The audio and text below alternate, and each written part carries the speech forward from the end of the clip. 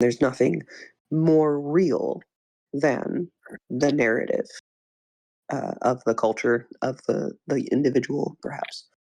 So, um, like for example, my kids were watching some Sunday school style cartoon at church, and maybe it was like the Great Book or something like that. And somewhere in the story they said, and you are living, so they like jump into the book and they can jump out of the book and go like live through the Bible story. And then they're like, and you're part of this living book. Your life is extending the Bible. And my kids were like, we're in the Bible. It's all around us, and we're the story, and we're living it. And they were 6 years old at the time, so this was just blowing their minds, and they were just so excited to be participating in God's story. And I just loved how fresh and innocent and genuine that was. And I feel like that's what this is really all about. I love that. I noticed it in a couple of places, this idea of the book that is St. Brendan destroys the book, doesn't he? He doesn't value it and throws it aside. And then it turns out his journal of his life is the book. Yes. And then also one of my Korean movies, where she's translated into the past. I mean, it's like time travel, right? And she's looking for the book that did it because she wants to go home. And then the book is actually what the king is writing. Mm. And so he has to finish the book for her to be able to return home. And it's episodes. I just am so impatient because I want her. But her influence is good, even though I kind of don't understand why time travel is such a thing I like. Is it lust for more power? I don't know. I was going to say that it's a continuing emergence of the desire for the country within, because that country within is always set in the past. Yeah. So the time travel part of it is really just a modern way of talking about the dream time as being eternally present and eternally in the past with us. But that's really something to think about. Um, Contemplating time travel movies and stories from the perspective of participating in the dream time. And actually, it's kind of a harbinger of the materialist age, right? Because we're thinking, no, we're literally going back in linear time, and let's explore all of the linear time consequences of going back in time, instead of maybe more along the lines of going back in time to form the spirit of the country, and then the spirit of the country continues to the modern day without any terrible butterfly effects as being the center point of the plot. So it's interesting to think about how we've changed in what we want out of our time travel stories. Like Back to the Future. Yes, exactly. When his photo he's disappearing. Hmm. And so he doesn't want to change the events of time of the past. And yet I've noticed that doesn't seem to be such a big deal. They mention it though.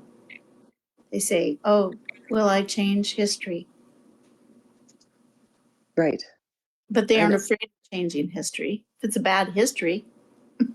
Right. Right. That's interesting, is the going ahead and changing. So when you participate in that healing dream time, as we'll kind of talk about in a minute here, that healing that you do by going back affects the present. And sometimes that's the goal itself, right? Is to bring the healing by reworking the narrative of the past. And in this case, of course, it's literalized, but the whole thing is a story, so that makes sense. Someone posted in another server. I don't remember it was about the 70s though. It was about the fear and the atomic bomb and the drills we went through and the losing our confidence in the political leaders and the naivety that I had. I certainly was wounded pretty young. I don't know, sixth grade, I think, when Kennedy was assassinated. And then there was so much upheaval that reading this thing that they'd posted refreshed the pain of it. And I was thinking about how do you heal the past unless you go back and kind of examine it, maybe, or I don't know, but that seems to fit with the topic. Absolutely, yeah. And there's maybe a question to be had at the power of the narrative and maybe historical revisionism.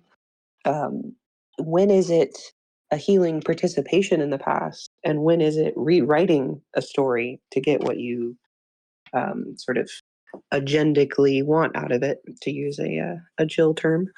Agenda, not agendically. I made that one up. So I like your dialect. let me plug my iPad in before it dies. Well, I find it endlessly fascinating how the Bible shows that the past and the future are connected in a nonlinear way. So the meaning of Christ's life and his sacrifice is still being determined by us, right? Yeah. So it's like only when you've heard the last note of a symphony can you know why the first ones were put there. And Yeah. you'll actually realize that the first ones were put there with the totality in mind, sort of the lamb that was slain before the creation of the world. It's like we're all here to build towards a certain purpose. There's a certain image that we're created in that we're building towards. So he was there at the beginning and at the end, and it's sort of the future is shaping the present if we think that way, and the past is as well, and we're shaping the past. I am writing this down because that was fantastic. Determining the meaning of that sacrifice. Wow, that is what I needed to hear today. That is awesome. Hold on. Our lives are determining meaning of that sacrifice. Because, and I'll tell you, I'm just, in my personal life, um, feeling a little, um, maybe some question towards the Christian traditions that exist now, and whether or not that was Jesus's goal, or if we dropped the ball at some point and this isn't what he wanted. Um, and sometimes that feels kind of a hopeless thing to meditate on, is how 2,000 years have passed, and did they pass the way they were meant to? Perhaps they did. I don't know, but that's my personal albatross, I guess. And thinking that, well, the meaning of that sacrifice is still being determined by my in the world that I have right now, is very liberating. That's the kind of thing that will grow your hands back to do a little flashback there. But that's awesome. Yeah, my view is that the pattern is embedded in everything. Everything is sort of being pulled. There's a certain gravity of the intention that is built into everything. So I don't know if it's inevitable, but it's highly likely that we will end where we're intended to, but our choices matter, and they will determine how much suffering there is in between, and possibly whether the project fails. But Yes, that's interesting. So the pattern has gravity. I love that idea. That perennial pattern, that cyclical. I'm going to put the words perennial and cyclical here, um, because the reoccurring hero's journey that we are all participating in, that has a mini eschaton and everything that has a goal and an end to it, as you know, as Jonathan Peugeot has taught. Um, that pattern might be the very weave of prayer mat from our last story, the smoke hole. I've been thinking about whether or not the dream time best correlates to the prayer mat and the pictures on it, or the smoke hole. And I'd really like to get your guys' opinion on that, just based off of what we've read in the introduction of this book. Remembering our last book, Noah, I'd really especially love to hear your thoughts on this, if you're able, on, is the dream time the ground beneath our feet, or is it what we look up to? Is it both? Is it different? Can we parse this out at all? The question's open to everyone, but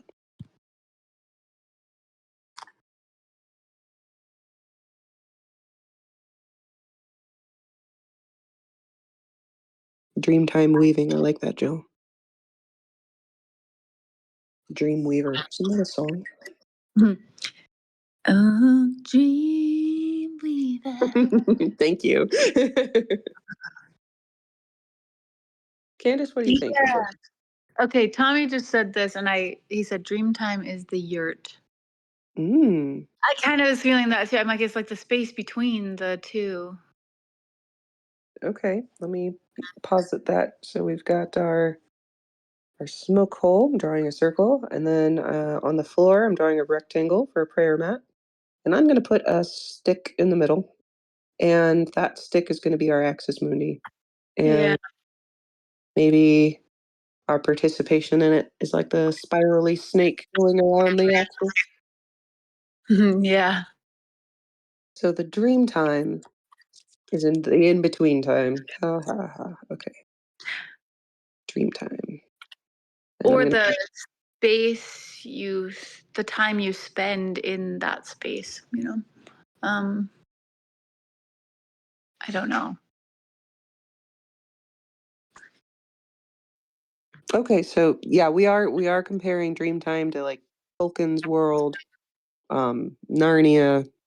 Apparently, C.S. Lewis said that America's, so if Britain's other country, secret country, is King Arthur, America's is the Wild West, which is kind of funny because we were just talking about Back to the Future, and there's a Wild West episode of that series.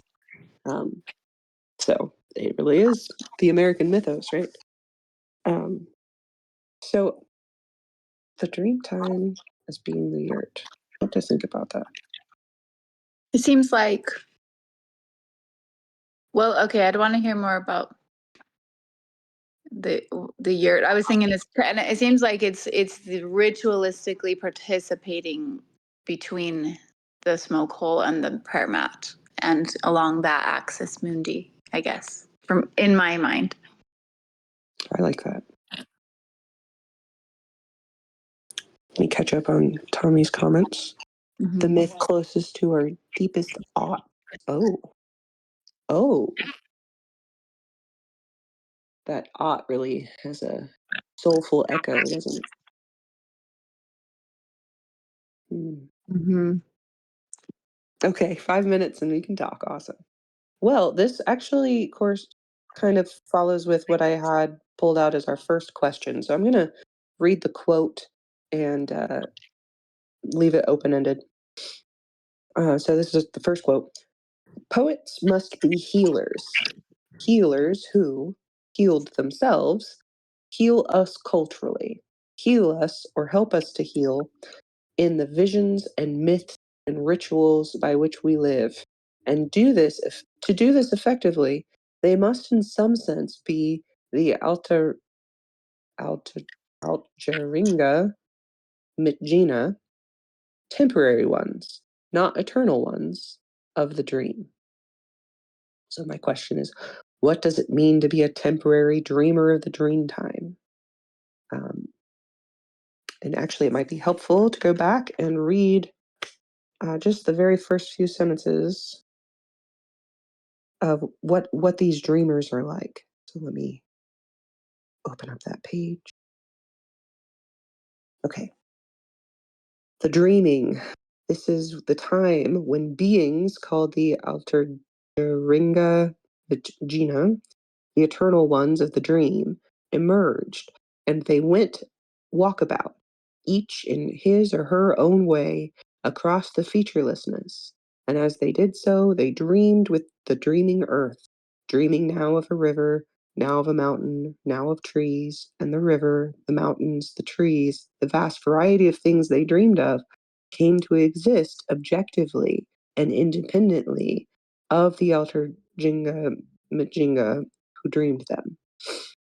And it was so, and so it was that the earth we now know of came to be.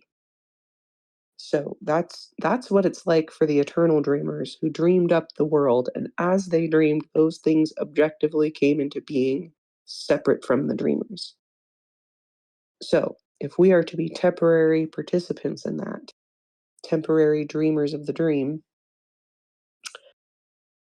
what does that look like? How does that situate us between those aughts that Tommy was talking about? Okay, I have a thought. And Mhm. it goes back to like our very first conversation after the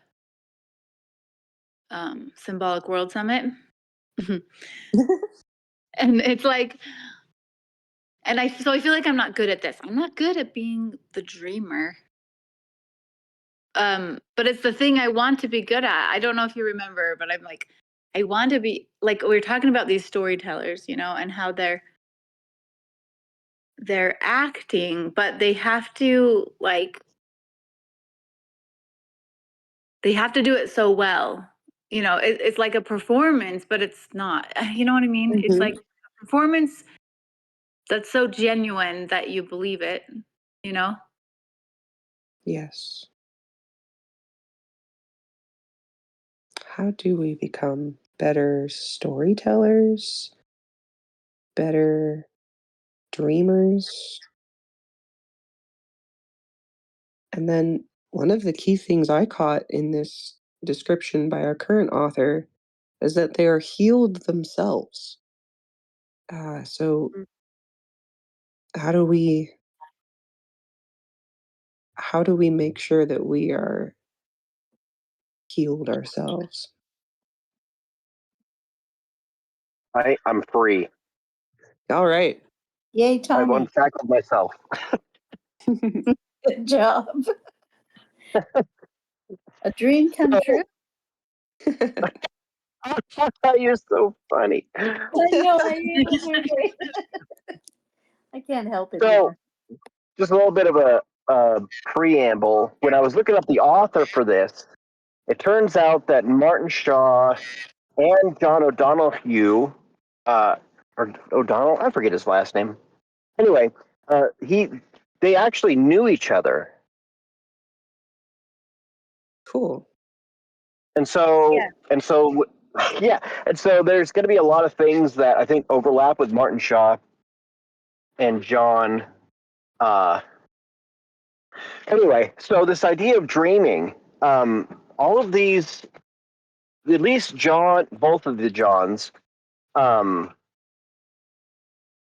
they were talking about enchantment before, like, it was in the zeitgeist. Like around 2009, up until, well, John O'Donohue died in 2009, and up until then, and then when Moriarty died around 16, 17, they were all talking about this idea of enchantment without using the word enchantment. Mm. And so this dream time is what Vervaeke calls the imaginal. Wolfgang Smith will call it the eternal plane, which is in between. Well, not the eternal, but it's like the psychic realm. Tolkien called it the Fairy drama. But all of this dreaming it's different than sleep dreaming. Because in sleep dreaming, it's kind of more like a hallucination where you don't have the same control. But the dreaming that they're talking about is when you're not just imagining, like, okay, well, what if trees walked and talked? It's this imagining of what a tree really is. And so when Tolkien talks about like the tree ints and how they're moving around the forest and they're talking on behalf of the trees, they're like tree shepherds. What Tolkien is doing is saying, well, what if we erased every concept of what we understand about trees and we just make up a narrative, not make up a narrative, but we intuit a narrative based on our observations. And so this imagining, this creating of the world that they're talking about is what these people did is the village would have this idea of, or they would encounter something that they never encountered before. And then these people would go out in the woods and have their walkabouts, and they would observe for a long time what's happening in the environment. And then they would do what Malcolm Gleidt talks about, and I forget who Malcolm Gleidt references, but it's the idea that the imagination is a truth-telling faculty, is that by observing and then playing around with your imagination, you can come to a truth about what's happening in the world. And the reason why I point to an Aught is because even in the Bible, we're told that every person has some similarity in what they think the world ought to be. And these dreams are directly related to that, because what you're doing is you're saying, well, the forest ought not to be cut down. It ought to be preserved because, and then you have this narrative of why it should be preserved. And it could be like, well, life derives from the forest. And then a whole narrative comes out of that dream law. Anyway, that's my No, thought. that's a lot to chew on, and I'm gonna. Sorry. No, You got to shut me up. You got to shut me up when you're like, hold on, because I'll just go. I'll just keep going. This is what I wanted to talk about. This is amazing. Okay. Shared laws make the country. Shared laws of Aught. Yeah. Shared of Aught is what forms the secret country, is what I'll call it, but it's Dreamtime and all of that. Yeah. So the reason why Americans love the Cowboys so much is because they were their own men. They were not actually subject to the government. Like the amount of talks in the old westerns, books and TV about taxation is like virtually zero. Nobody talks about being taxed on the cattle trail. You know what I mean? It's like they're their own people. Yes. Man. Okay, so a daring dream changes the Aught slightly and can affect the whole narrative, and actually fighting over on a lower resolution. Let's bring this to like modern politics, and we've been Yeah. the word that comes to mind is like arguing about the narrative I have a different word, but arguing about the narrative and, oh, this is controlling the narrative, and these people, oh, they're always trying to control the narrative, and well, let's control the narrative, and let's come up with a new narrative. And everyone is like schoolyard kids trying on their wizard hats, trying to control the narrative. Well, that's actually a perfect example is the schoolyard kids. Because remember when you're a kid and you're all playing pretend, and there's that one kid, that comes on. He's like, "Yeah, but Spider-Man's my favorite, so I got to be Spider-Man, Yes. and you guys all get to be the bad guys." And everyone's like, "Well, how about we take turns, right?" All that stuff transposes upwards in age. Okay, so I gotta write this down. Playing Okay. pretend and negotiating. Okay, I gotta catch up. 1 second, everybody. Gotta write this down. Yeah. Playing pretend, negotiating the odds. Negotiate. I can't spell. Negotiating the odds. And I had a flashback to something I have not thought about in 20 years, 30 Well, that's years. not good. Good God, it's been 30 years. Okay. Um, 30 years since I was on the playground arguing with people. I had never seen Power Rangers ever. I knew vaguely what it was, You're but lucky. I wasn't allowed to watch it. Schoolyard wars have been started for Power Rangers. And I was told I could pick a color and be a ranger, and my favorite color was red. And they said, no, red's a boy. And I said, I Yep. refuse to play unless Yep. I can be a girl and a red ranger. Yeah. So, negotiating the odds is that red ought to be a girl's color for Yeah. little Anna on the playground. Okay, so negotiating the odds. I can get quite a bit out of that. That is good, potent stuff. Let me catch up on the notes here. Let's see. Candace, thanks for writing down the Vervaeke Tolkien jargon. I couldn't remember that you said one more, Tommy, but you said the dream. I'll edit it if you want to say. It's like the psychic realm or Did you type something. it? Oh yeah, Wolfgang Smith. He talks about this space being the psychic realm. Okay. Wolfgang Smith. Awesome. All right. All right, and then Jill says, Aught is the ideal. Yes. Yeah. Oh, okay. The Eternals of the Trickster book. Let me write that down. Eternal. Great, because that's what Hermes does, is he swaps out one Eternal for another, playing with the odds. Mm-hmm. This is such a useful way of thinking of things. Okay, you guys are great.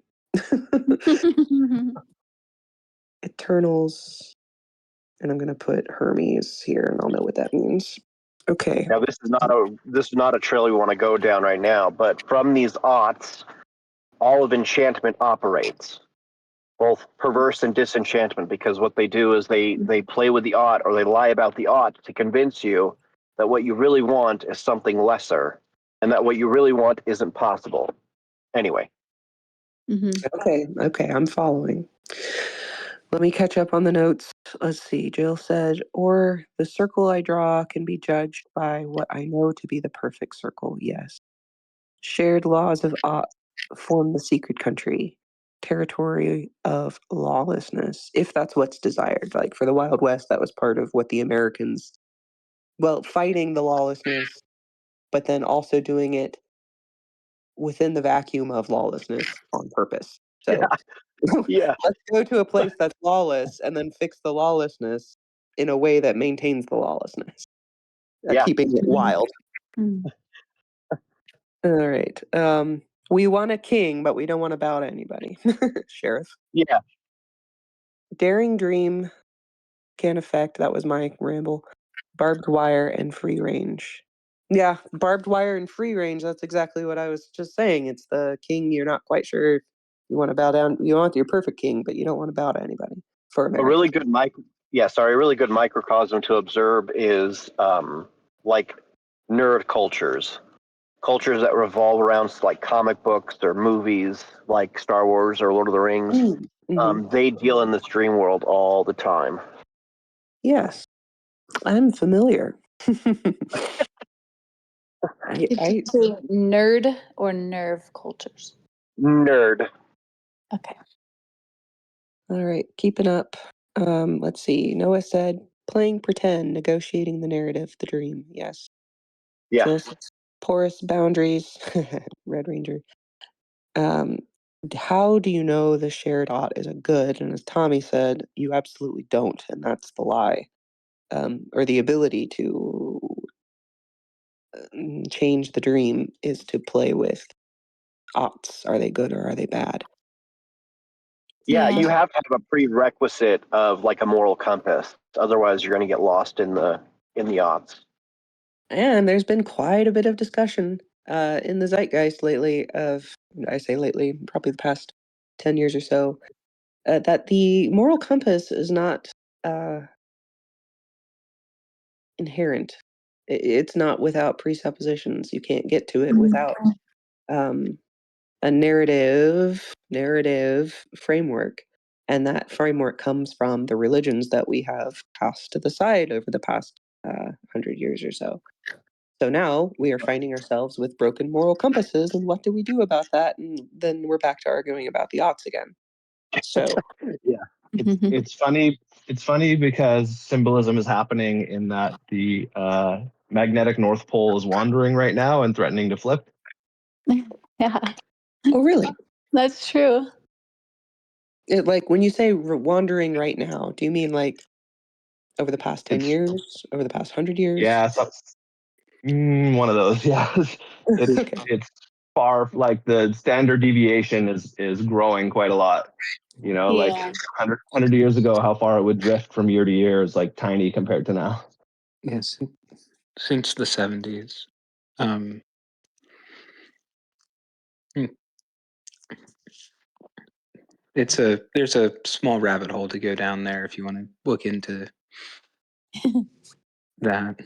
Like the very short version is that there's like two ways that the Earth two ways the Earth maintains stability, and one is like what is like mechanical or gravitational, to use it like a very shorthand, and the other is electromagnetic. And when one of them goes, when the electromagnetic way of like maintaining stability weakens, the Earth starts to act like a gyroscope.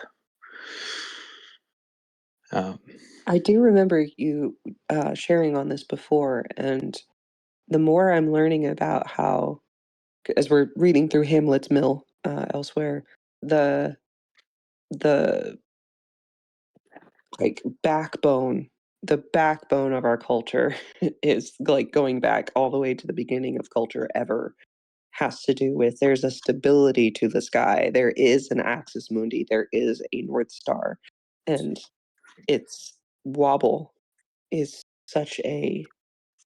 I mean, everything will keep on going as long as we don't wobble too much, and that's like every generation's terrifying nightmare is that actually we are going to wobble past a point where things won't cycle properly. mhm. I So think anyway, that's how dream time relates to memory in that sense. Like, um, like when you go into, or in how much of like materialism is its own like anti-dream in a way, or it's again, it's not the dream time that Moriarty's describing, or if it's a limited case of it. Too. okay, I gotta hold on to that memory as dream time and materialism as the anti-dream. I was thinking about memory. Um, I was thinking, oh, I know what it was. As I was driving to school to drop off my preschooler, I had the show Paw Patrol playing on the TV, which we don't usually have it running, but today I did, and it was a Christmas episode. And they got to save Christmas because that's what you always have to do. And the next morning they wake up and they did actually get toys, and oh, Santa remembered.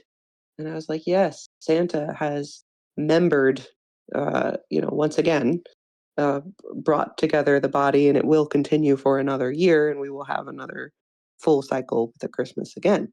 And that I got totally carried away in the idea of memory holding the members together as a body, members of the body held together in unity towards a purpose. And um, I thought about the song.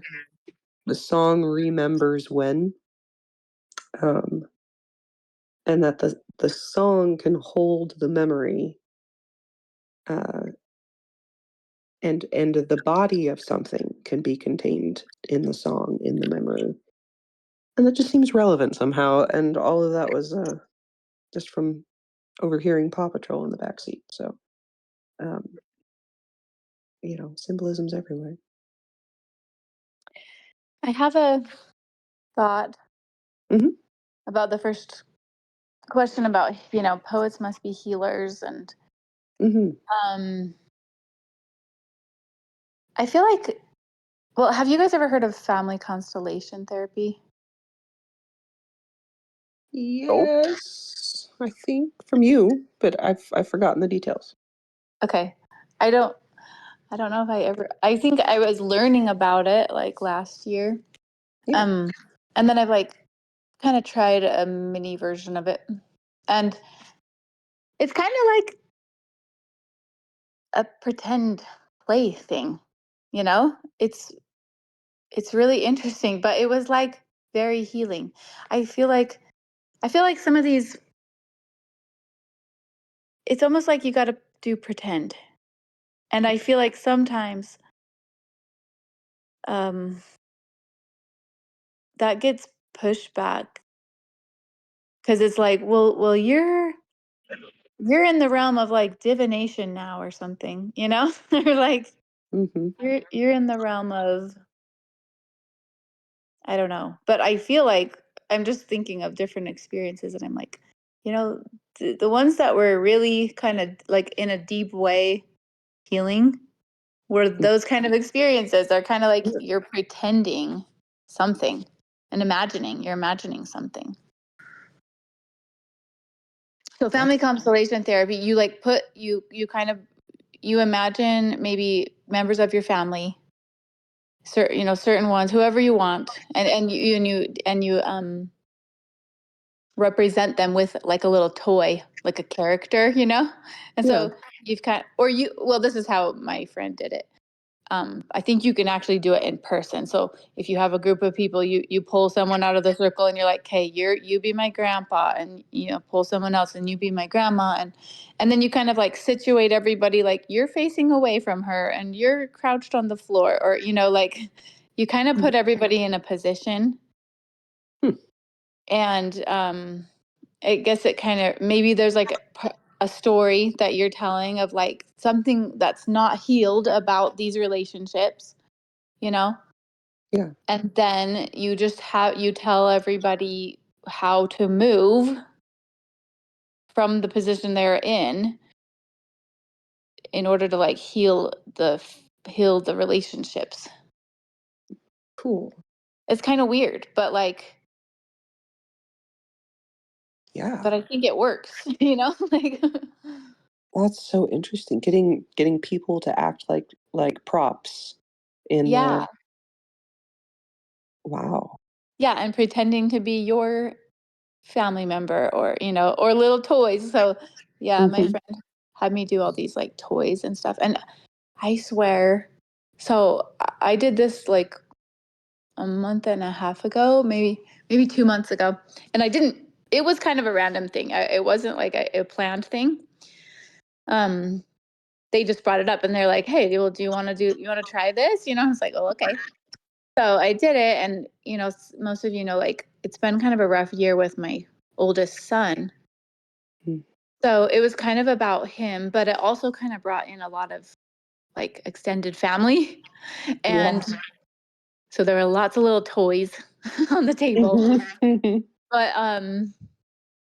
I swear from that moment, there has been like a shift. Like things have been really healing in our relationship with him. It's interesting.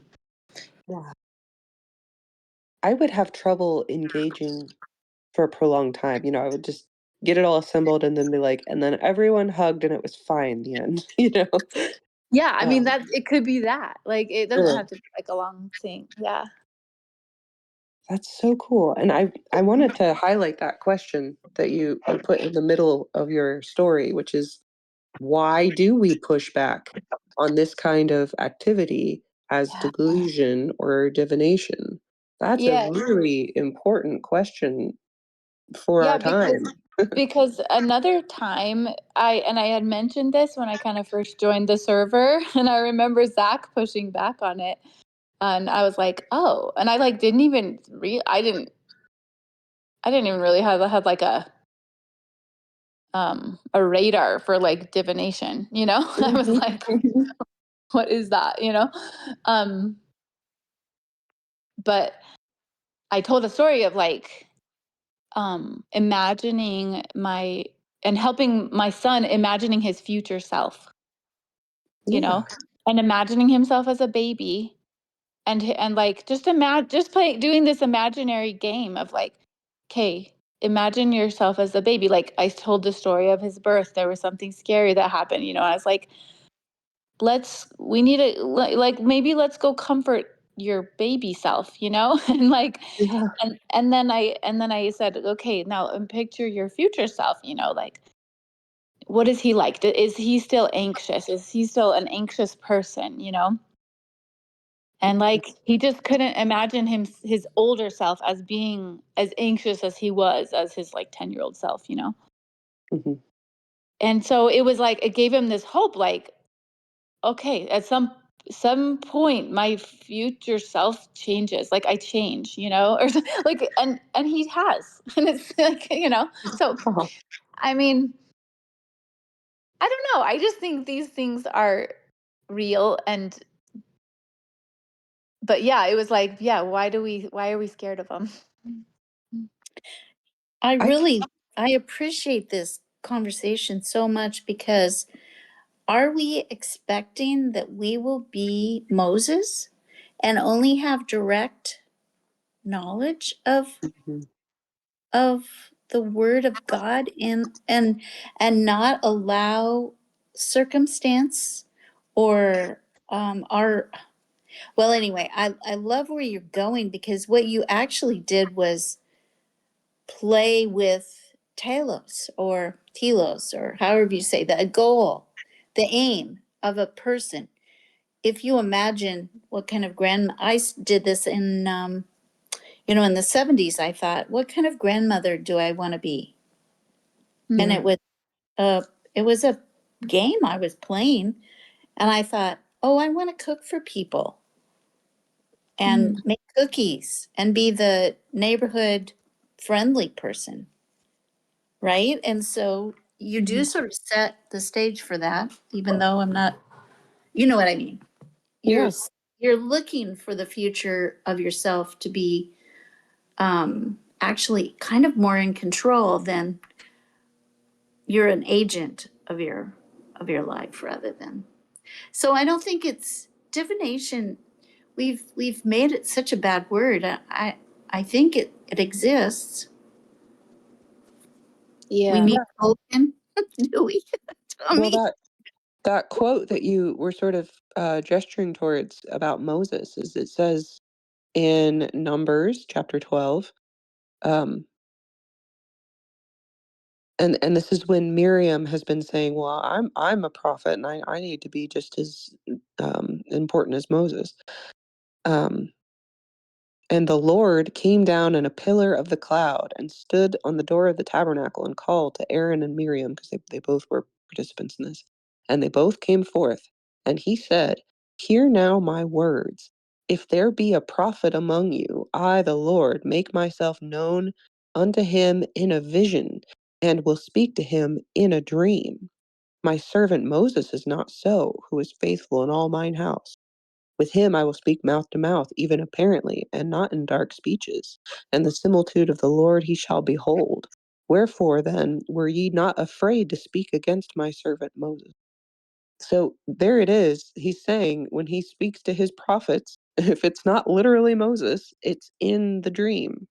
Mhm. It's in the dream time to bring it back home to our conversation. Yeah, and do you think that gets interpreted as like, well, it's just going to happen in your sleep, like you should not be seeking this out or participating in it. It'll just happen to you, you know? Yeah. No, we have to actively participate in the dreaming while awake. Yeah. Um, I mean, that's exactly what, like a cascade of things was coming to my mind that are doing this, but less aware of what they are. And that's when Jordan Peterson says, write your 5-year plan, imagine where you're going to be in 5 years. That's the same thing. Yeah. uh, when we say, "Oh, talk it out with a friend," whatever you're going through, just you just need an ear, But when you're talking, what you're saying is, um, this is what's going on. Maybe they're thinking this, maybe they're thinking that. What do you think? Is this reasonable? Is this and then they play in the conversation. Well, have you thought maybe they're thinking this? And then Yeah. you pick up that doll and you say, yeah, maybe that doll is saying this. Um, and then there's so you have talking with a friend, you have your 5-year plan, keeping a diary. It's the same thing. We just take the uh, weirdness out of it, the foreignness, the strangeness to our modern sensibilities by talking to who? Dear diary. Who is diary? Um, who is this for? You're writing directly to the dream time, and participating in the creation of the ought. This is the way my day went. I wish this had happened. This happened, and that was what I had been hoping for. Uh, what ought to have been. Like it's. So let me write this down. I'm gonna write 5-year plan because I that's shorthand for me, for Jordan Peterson. And then there's the diary, and then there's talking with a friend. These are all like modern, quote unquote, normal ways of playing with your personal thoughts. I Yeah, and I wonder, think, oh, go ahead, Jill. go ahead, Candace. I was just gonna say that's right next to the poet, Hmm. as in that question. But I was wondering if we aren't learning how to baptize or cleanse, or at least looking carefully at imagination as a spiritual faculty as well as reason. And if you are able, you can compare them, contrast them, and say, well, we looked at the danger a little. I mean, Noah brought it up that you don't know if the odds are the angels that love you, right? So you have to be paying attention to who is this? Mhm. And I've played with these two ideas, and you can see what you think of them, because I really do believe that the center, the structure, the bone memory is about structure, and it is about fixed structure.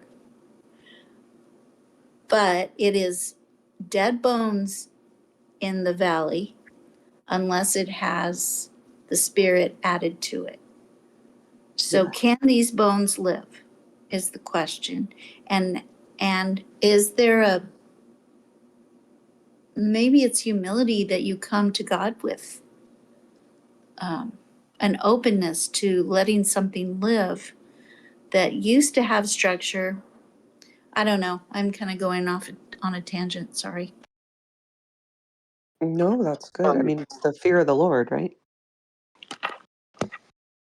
as far as the baptism of the imagination and the imagination as a truth-telling faculty, now this is something I haven't gotten a lot of collaboration on. So this is just from my experience, is that when you hear something that speaks to that deepest ought, it's intuitively recognized as the way it should be.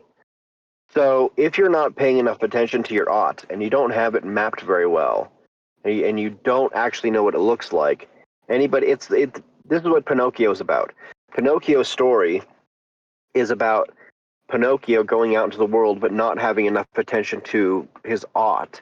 And so these other people are able to sway him in any direction.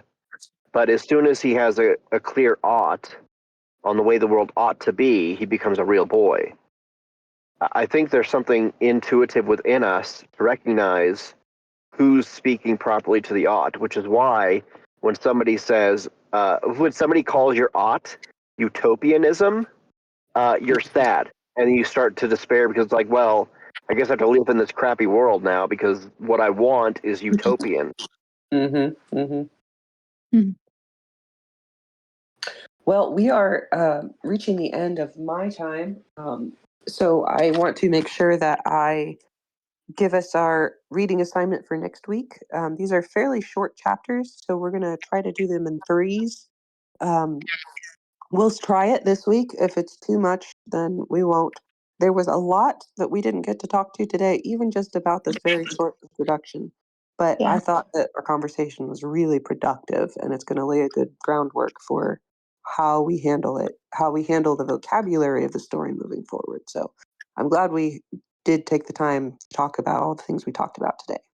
So I put the names of the three chapters that we'll be reading in the Martin Shaw discussion group forum. But it's just the first three, and hopefully we can talk about that next week. In the meantime, I do need to get going. It was been a pleasure. Thank you all, and please feel free to keep on chatting. Thanks, Hey, Anna. bye, Anna. Thanks. Bye, everyone. See you.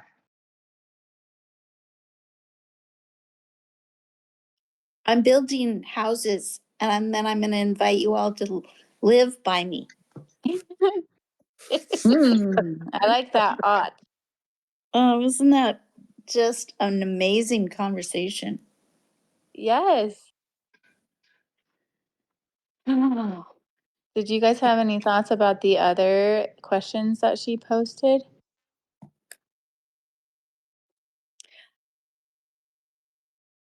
Not yet.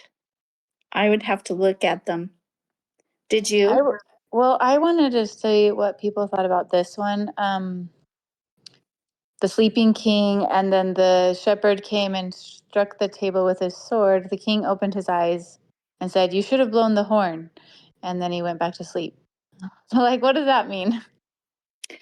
Oh, I did like that image. I liked the first part of it too, where it's the shepherd out on the out out, doing his shepherding, but he's knitting a scarf, and the ball of yarn rolls down into a cake. That's So right. I mean, it just had more a place for me to imagine it. But I think the sword is fixed, and the horn is more cyclic in as far as time is concerned. The sword will cut and cleave, and the horn is a little more dreamlike, cyclic, wiggly. I see a shofar, that's made out of a horn that they blow. So it is Oh, sorry. no, go ahead. Well, I was thinking narratively, all the king is going to do is blow the horn himself. So this idea of time is that the time would have been better spent doing what the king was going to do rather than waking up the king to have him do it. So it's like that's just how I saw it in terms of I how love time that. works. But he didn't do it. He went back to sleep anyway. Yeah, because it's like you should have blown the horn. I'm going to go back to sleep. You go blow the horn. 'Cause I'm not. I'm not going to go fight them. I'm going to have my knights and military men fight them. And there's no reason to have. There's no sort of ceremony or reason that the king should be the only one who announces danger. Mm.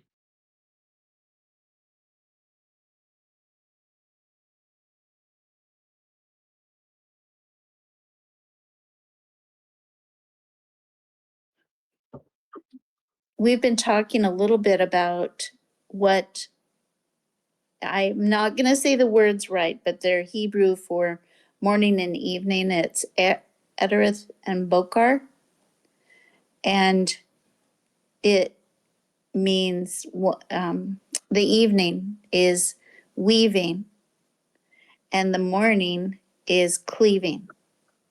Mm. And so if you imagine night as that's why the shepherd knitting was interesting to me. Oh. And then you have the sword that cleaves the day. Cleaving. Yeah. Mm-hmm. So it tied together with dream time.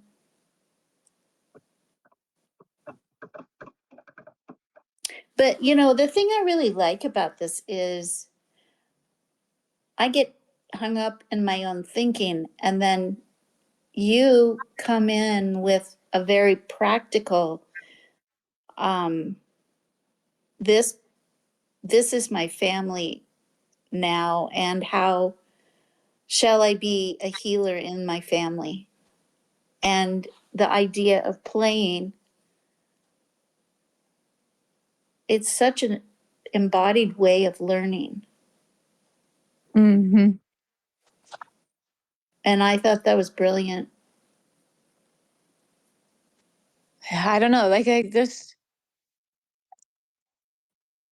feel like I have to have that kind of example. I need to have like a very practical, like how, what does this even look like, for me? So it's like on one hand, I'm not like a storyteller like Martin Shaw, but then I can participate in these kind of weird play, healing play. If like Mhm. I'll play and I can get into that. I've never played Dungeons and Dragons, but I always thought I'd probably like it. You probably would. It's I run a game every 2 weeks. Mm-hmm. What makes it a special kind of storytelling is that it's like 90% imagination, 10% based on what the dice tell. Mm-hmm. And then, but even then, it's like we interpret what the dice mean. Um, it it's only helpful in storytelling. Um, well, let's just say this: it's a good way to get your imagination kickstarted. Mm-hmm. But to start telling your experience in the primary world in narrative, or in a story form, you kind of have to start seeing the world as a story, as a bunch of characters who are Mm-hmm. fulfilling roles, and those roles have meanings to them. That's all a storyteller is doing is they're taking a bunch of characters that live through an experience that has a meaning that applies. Yeah. So like your idea of the, what was it, Constellation Family Therapy? Is that what it was called? Yeah, I think. Mm-hmm. Yeah. All it's really having you do is place the people in your life as characters in a story, and then Yeah. you narrate the story. Yeah. How it ought to be. Yeah. Yep. Yeah. Yeah. But then you just reverse engineer that for when you're reading or watching a story. Is you watch it, you're like, okay, if these characters are really living through this, what is happening? Why do we care about these people? Can I have these people fulfill roles in what I consider the primary world? This is all I do when I read when I watch Beauty and the Beast or other movies, is that you bump up the story to a level of seriousness to where you're paying attention to it as if it was a lesson. Like, okay, somebody's trying to tell me something with this. But then that skill also plays out in the primary world, where somebody does something to you and you're like, okay, this character in this story just betrayed this other character. What is the lesson I'm supposed to derive from this? The difference is that our materialistic world has convinced us that the primary world is what guides that dream state, or the secondary world, when it's actually the other way around. Our Okay. imaginations are the things that drive the primary world. How we think the world ought to be will say a lot about what circumstances we're happy in and what circumstances we're not happy in. Yeah, I feel like the beginning of this conversation really helped make that clear. Uh-huh. Yeah. That is the secondary world driving the primary world.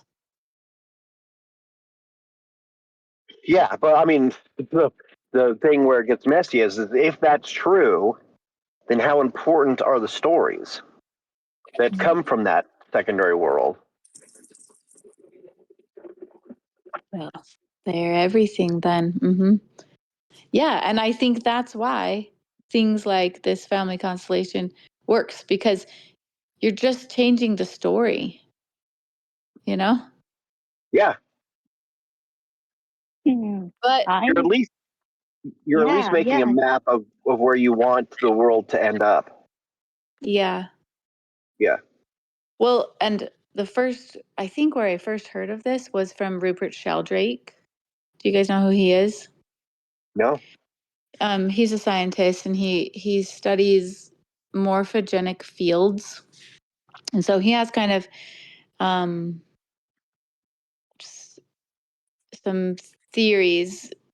It's kind of I mean, it's along the lines of that Michael Levin, but in a more in a less mechanical sense, I would say. So Okay. Rupert Sheldrake kind of pushes back on like capital S science, and he's like always trying to bring it back down to down to earth. But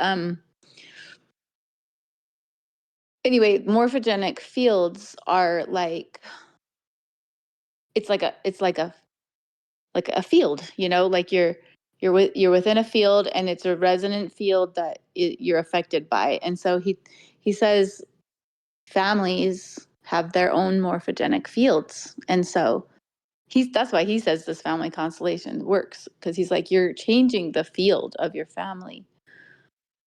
So I mean, I think that's Don't you interesting. feel like you're actually taking chaos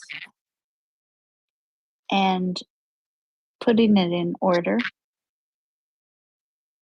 So you have all of this chaotic, unnamed, unspecified material in a family. And then you're looking together to say, what is the truth, or how can we as free agents reorder this? Yeah. How can we make it pointing in, like we know where north is now, or maybe we're looking for north. That might not be meaningful to anyone else, but No, I mean, a lot of times people don't pay enough attention to what they think ought to be. because we've been told that this idea of this dream that we have of the way the world ought to be is nothing but a dream, and that the people who actually get to decide how the world is are these rich and powerful people that we've either elected or born into a position, and that, that all you really have the power to do is like wake up and go to work and make money. That's like Yeah. the pinnacle of your influence on the world. But the whole idea is that the minute you accept that, you're sacrificing your ability to dream of how the world ought to be. And so a lot of dysfunction in not just families but any sort of community or group is that nobody's talking about their deeply held oughts. Mhm. And so everybody just gets unhappy, but nobody actually knows how to navigate their unhappiness because we think that that's just how the world is. Yeah, we just settle and be like, well, can't do anything about it. Or Yeah, That's a I kind was, of nihilism, isn't it? yeah. um, Kevin, I've been reading that book by Charles Eisenstein. So there's this book called The Ascent of Humanity.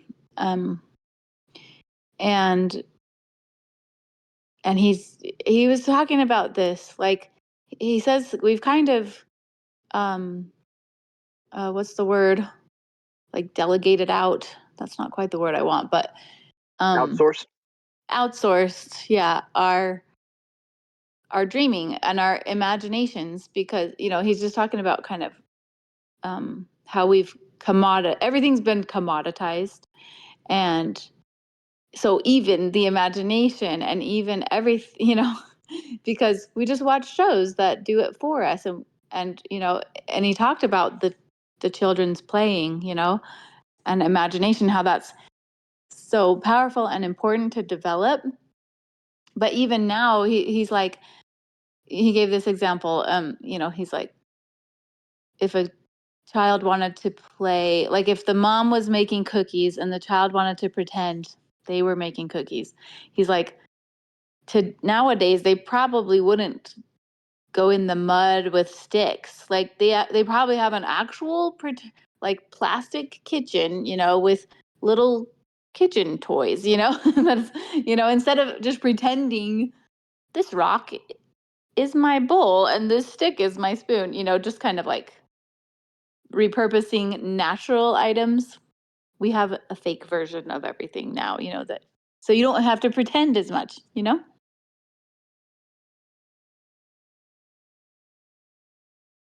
Yeah, the boy version of that is this stick is a gun.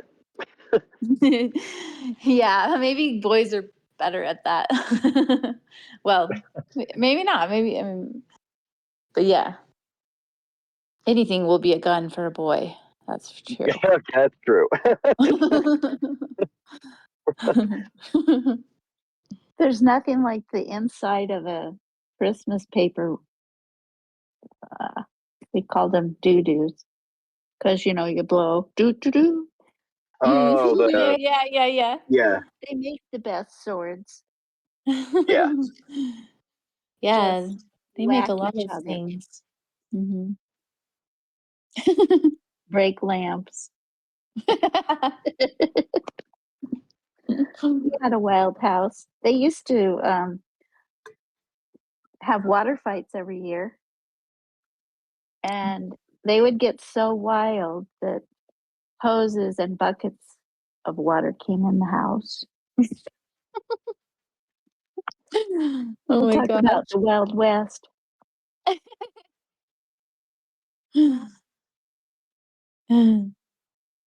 That's fun.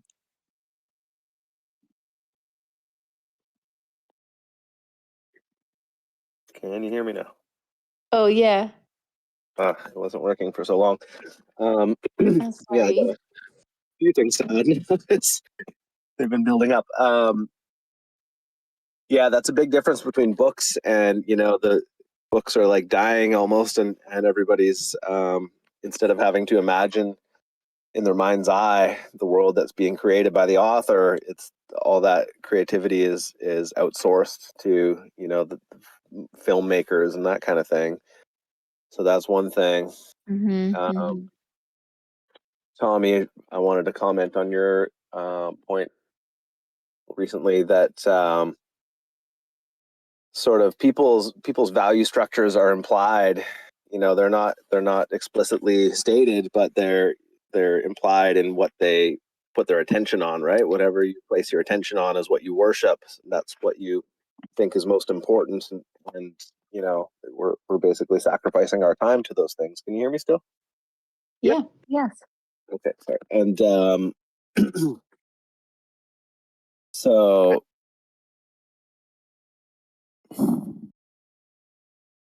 I'll drop that because I forgot half of it. But the other thing was that you know, I was reminded of the fruit of the knowledge of good and bad, that sort of represents to me the time when mankind moved out of being like the animals and just sort of reacting to their environmental stimuli and sort of acting instinctually. But now we've developed this ability to imagine the future consequences of our decisions and discern between good and bad consequences, and you know, compare it to what's optimal. And I think the naming, you know, we're given the responsibility for naming is like giving things purpose, and then we can compare you know, different moral decisions we could make with how well that serves the purpose of different things. And then you can imagine these future scenarios or future versions of yourself, and then let that die, or give it life, give it body, right? Mm-hmm. It's like, Mm-hmm. yeah.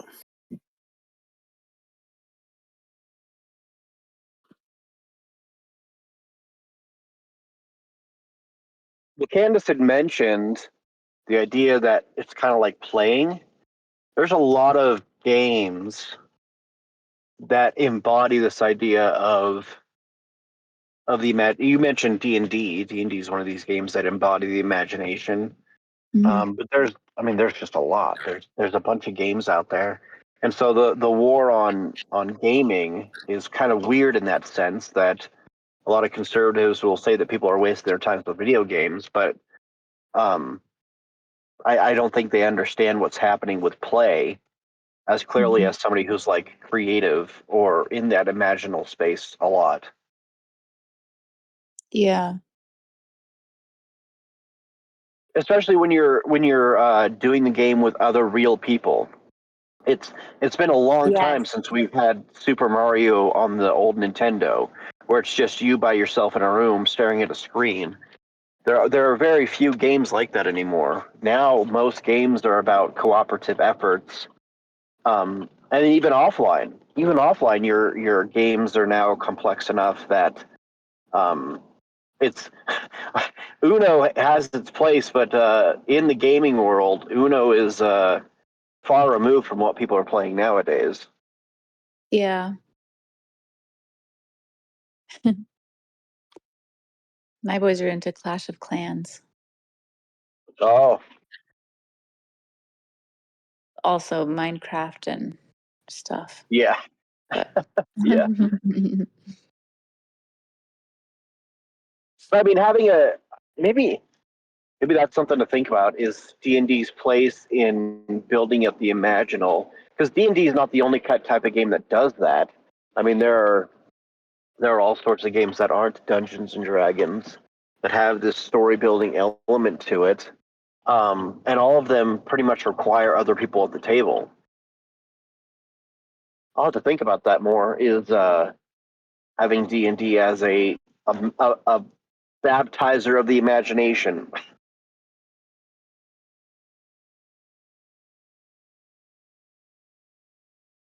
yeah, I like that. I feel like I'm always trying to make a game with my family, but they don't want to play it.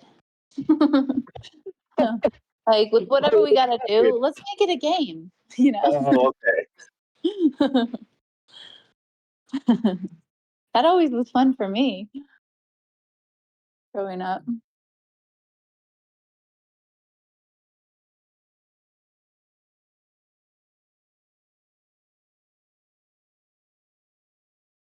it's probably why video games like The Sims has always been popular, and like Animal Crossing, is that what it's doing is it's taking things that are happening in reality and kind of gamifying it.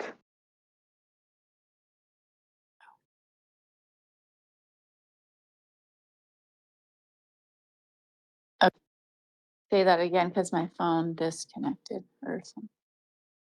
I was just saying that's probably why video games like The Sims and Animal Crossing are so popular, is because what they do is they gamify the things that we hate doing in reality in the primary world.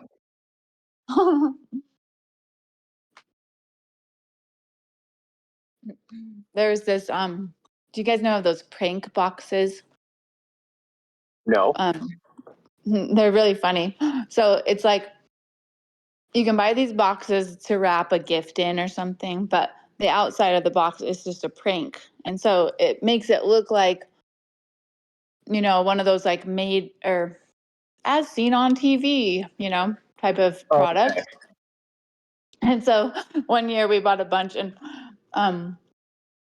so my kids were opening their Christmas presents, and one of them was like a fake video game that was called like, ultimate chores or something. And it was like raking leaves or, it was supposed to be, it was like the Wii, and, it was like all these boring chores, but it was gamified, and it has these pictures of these kids like looking so excited, It just reminded me of that. Oh yeah, the chore simulator. It's like, I have a great idea, kids. Here's the chore simulator I know. in full definition. Well, what's sad is that's an actual genre. Like there's Lawnmower Simulator. There's, they really exist. So I mean, there's a market for a chore simulation. Or like organizing. I know there's like those games where you're trying to like pick out pairs of socks or something like.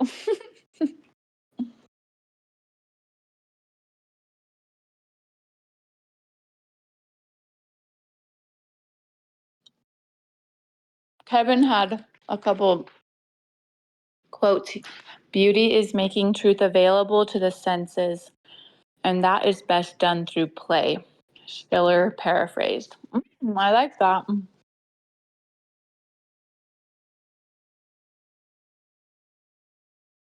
I think it's true.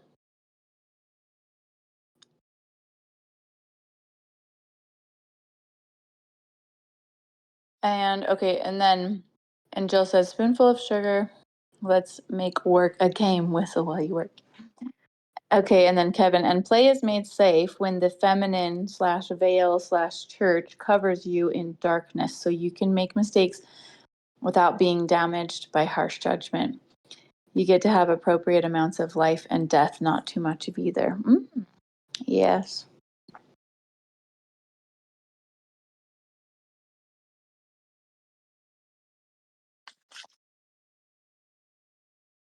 So to the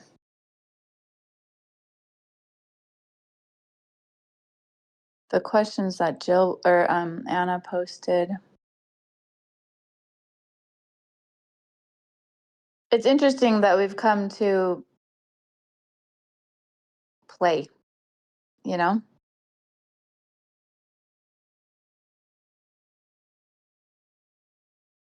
It's like a poet is also somebody who's playing, or like a healer is someone who's playing. Would you guys say that's right?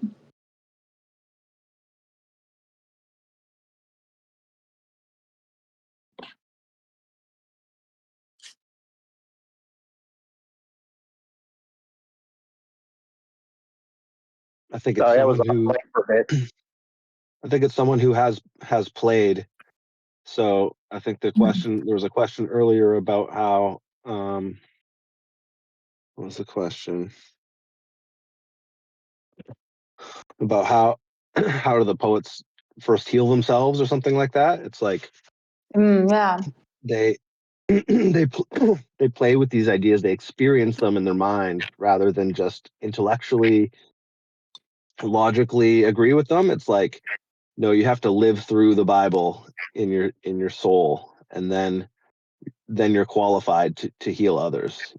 Like the wounded healer, it's like you have to let the wounds of Christ wound you. Like you have to feel the strikes of the whip, and sort of see how our shortcomings are harming him, and how the disappointment we have with others are harming us is the same thing, and how the optimal response to that is not to reply with a curse to a curse, but a blessing to a curse, right? So you have to sort of play with these ideas and see what fits, and see how it fits the higher pattern that's been revealed to you, and then you can sort of empathize properly with others. It's not an intellectual exercise. It's you can help people from your heart, and that's the difference between like an AI therapist and confiding in a friend. Yeah. It's like there's actual care involved. Yeah, the thing I mean, yeah, I'm that 100% agree. The thing that in a poem or a story that makes you stop breathing is when the poet or author explains something that you're going through in a way that makes you realize that you actually didn't understand what you were going through. Like it brightens it up or Yeah. illuminates it in a certain way, and you realize, oh, it's not because this person's a jerk, and it's not because of all the illness that I'm going through. The reason why I'm despairing is because of the way that I'm seeing the picture, and then this poem gets locked inside you. It gets locked inside, attached to your soul, and you carry it with you because in the same way that the poet thought that somebody else was going to need those words, you're going to carry that poem because somebody else is going to be in your position, and you're going to have to tell them this poem. But like Kevin said, the only way you can construct these ideas in story or verse is by either having a really accurate imagination to what the primary world is, or going through it and being hyper attentive to the details of what's going on in your life.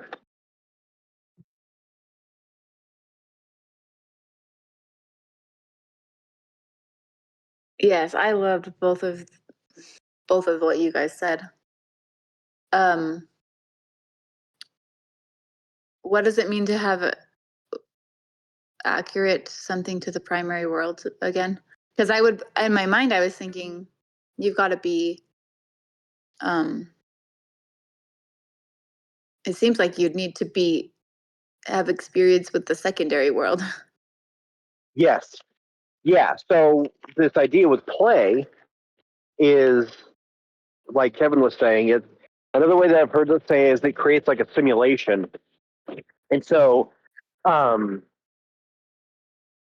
when you have an idea of the secondary world or this dream world, in order to find out how accurate you are, you have to play it out in the primary world, but not just play it out, but you have to play it out with other people. Mm-hmm. Your window. Oh, thanks. Hold on.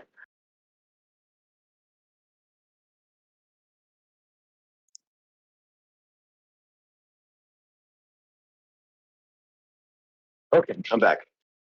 Yeah, so this idea of play is like putting your idea, a simulation. Let me back up. So if I'm going to make a game, I can make the game that I enjoy, and I can even make the game that I win all the time.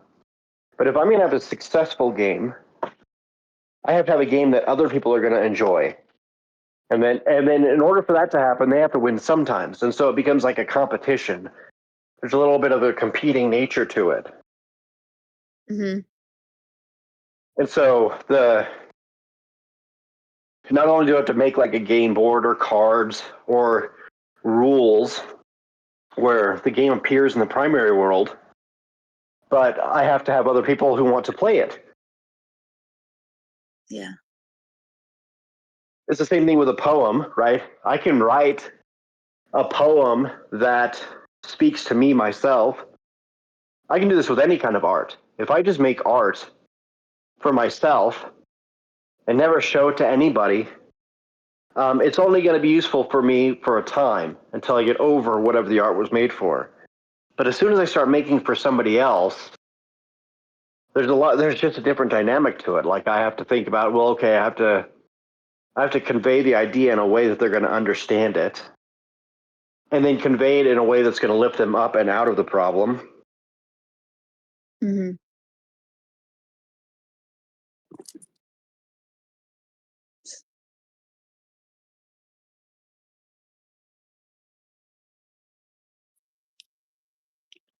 Doesn't it seem like there's a kind of attention you're paying to the words, and then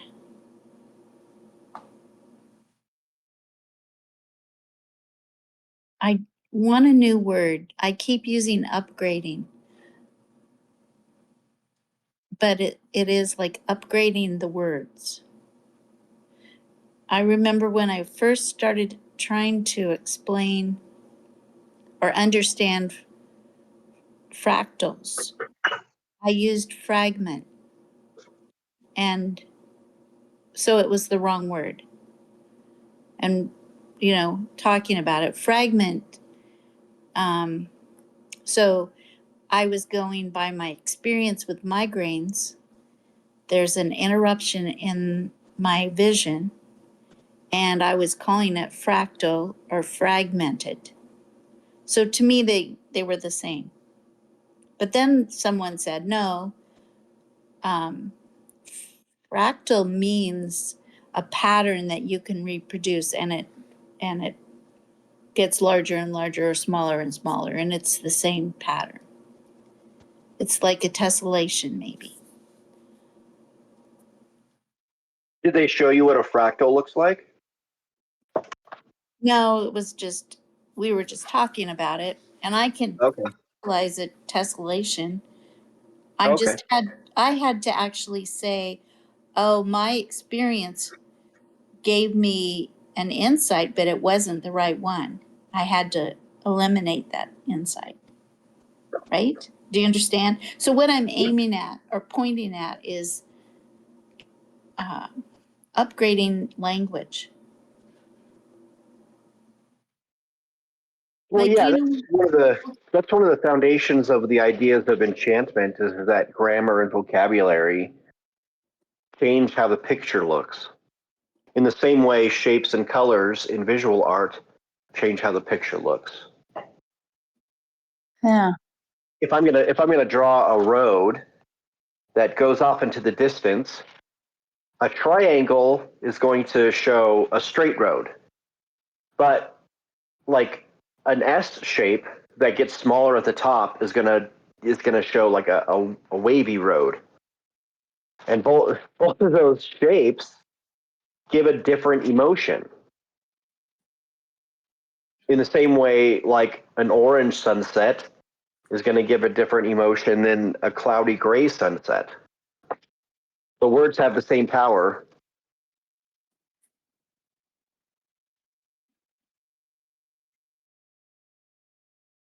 So you're just, what I am understanding is you are making a distinction of what your aim is. Oh, absolutely. If you're this idea of playing a game or writing a poem or telling a story, if you're doing it for yourself, do not expect that other people are not impressed with your work, because you didn't make it for them. And they can see it in the work that, okay, well, this thing wasn't made for me. I really don't care about it. But as soon as you make something for somebody else, to help somebody else with a problem, or even if it's just pure enjoyment, right? If I'm making a thing that you're going to enjoy, I put different effort into it. There are different elements. And if I don't have a clear picture of who you are, it's going to come out in the work. If I think you're a jerk and I'm like, well, I need to make a painting that's going to prove to this guy that he needs to be nicer. But then the guy's like, that wasn't even me. I'm not the one who did those things. Then I'm like, oh, well, I thought you were somebody else, right? The image that I have internally of the person is going to come out in the work. And that's where the secondary and primary world touch, is that it has to be proven. My ought, the way I think the world ought to be, has to be proven.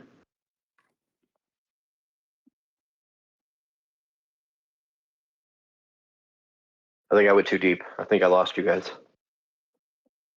I'm just thinking about it, honey. Okay. It might take me a minute. No, I think, it's hard to tell if I'm rambling or,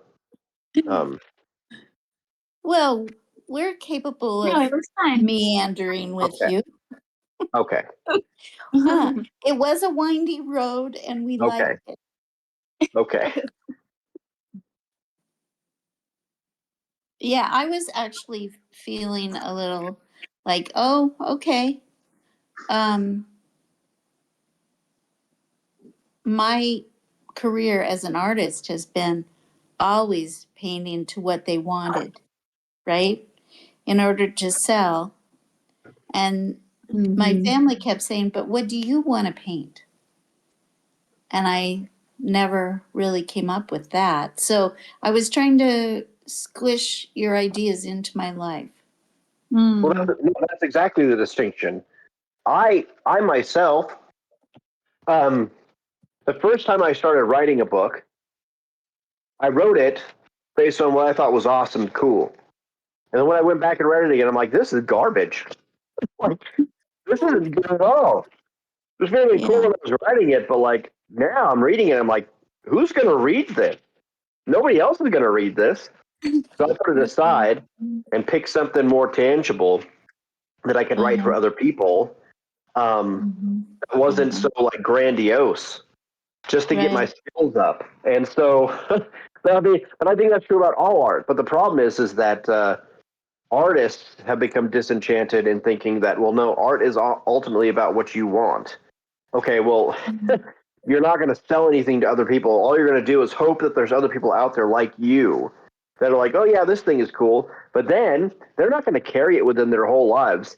The minute they change, the thing that you made is going to change. Yeah, that certainly happens. That certainly happened to me. So I'm saying yes. But if you make a piece of art that's about something true about life, it's going to attach itself to the experience that it's relating to. And you may not carry it because it's helping you overcome something, but you're going to carry the piece of art because you're like, somebody else is going to go through this thing. It's the whole reason why I keep Tolkien and Lewis quotes. Is like, at one point in my life, this was super helpful, and so here, you have it. You have this quote.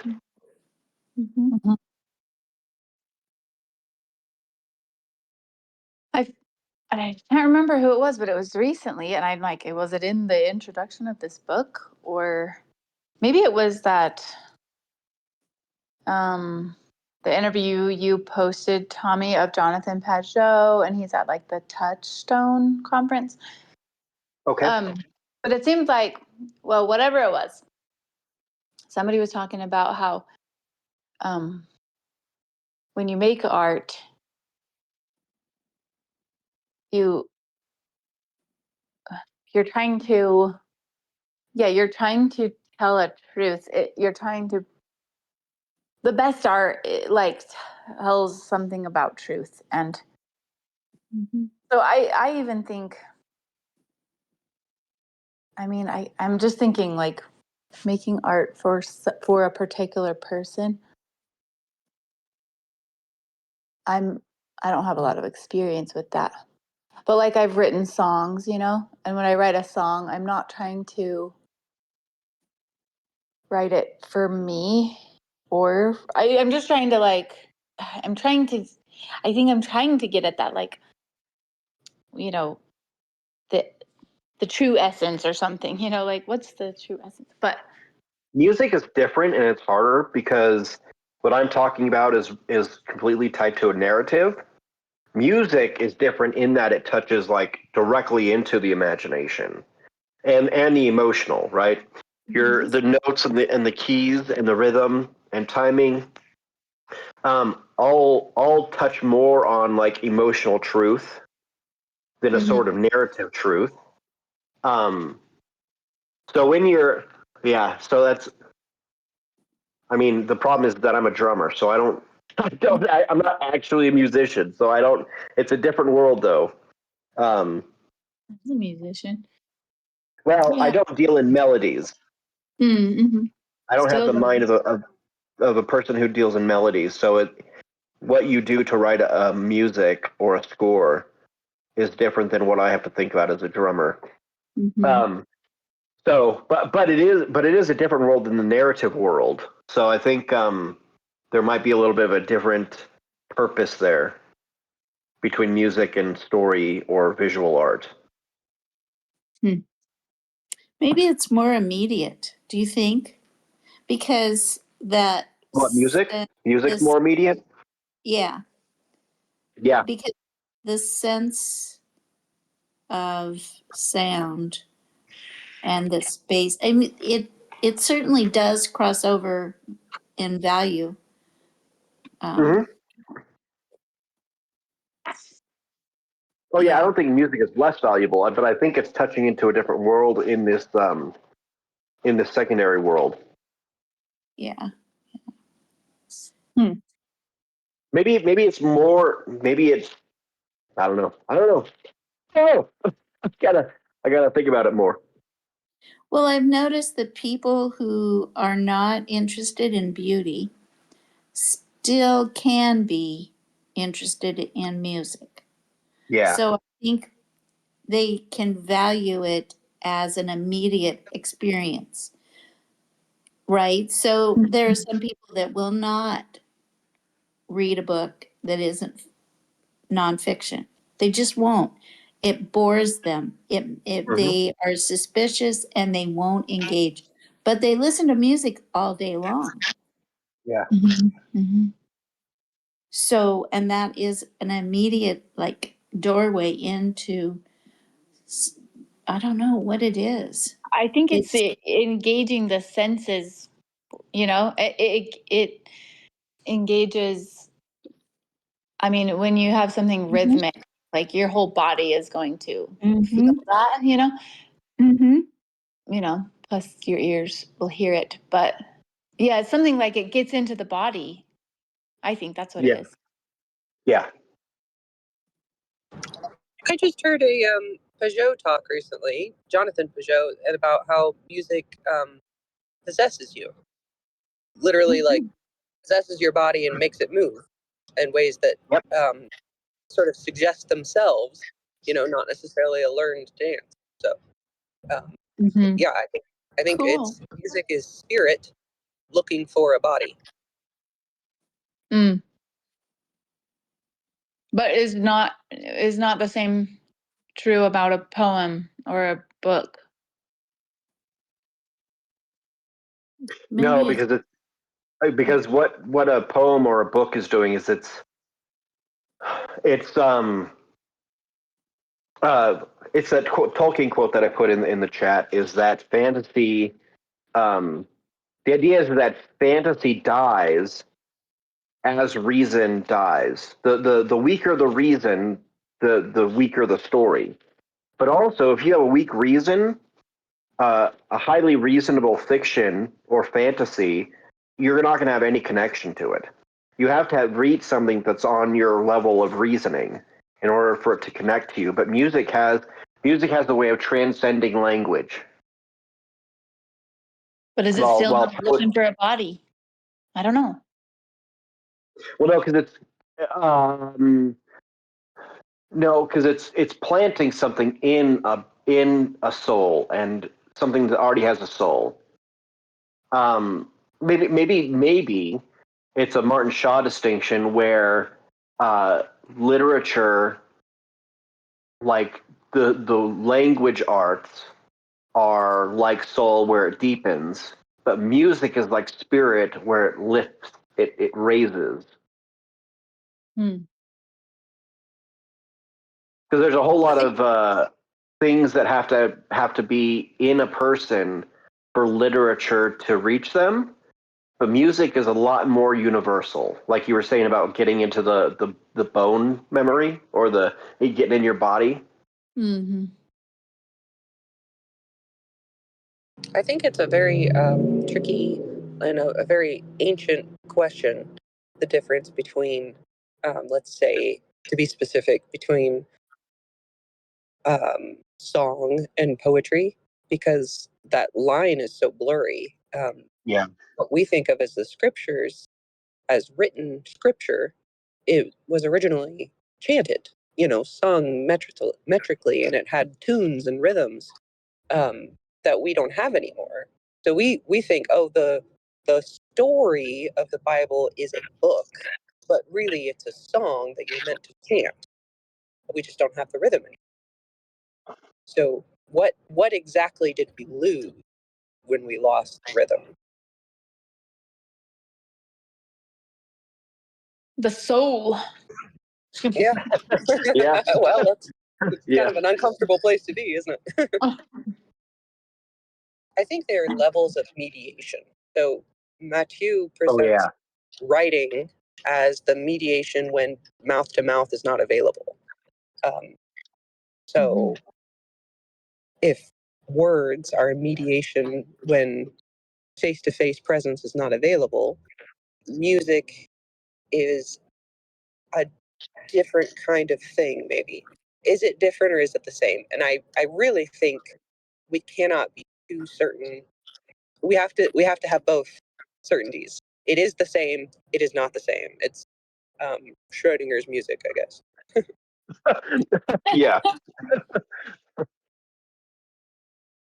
Yeah, I feel strongly that we have to hold on to both perspectives, and I won't throw either of them away, because Right. everything that we think is just spoken can be hummed, and everything that we think is just hum can be written down. Now, except that's not. I mean, we can notate music now, but it's not always been the case that you can do that. So maybe that's the difference. True. And really, we've lost our mediation between generations that could remember the tune. And maybe that's the problem, is that music is handed through time and cannot be handed through space. Text can be handed through space. Music cannot. Well, it used to not be able to. And even Right. if you talk about like writing things down, there's levels of things that are sacrificed. Like you can get something different from a tone of voice than you can from the written word. So tone of voice, written Yeah, you're word. gonna interpret it different. You'll interpret the written thing differently from one person to another.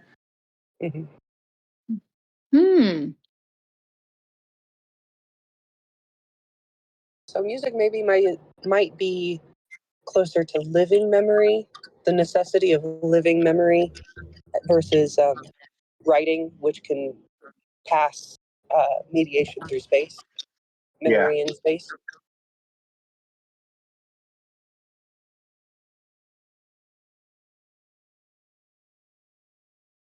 Hmm.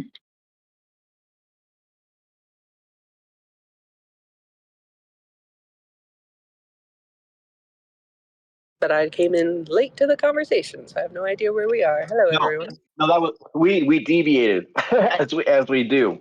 But no, that was right on track. Yeah.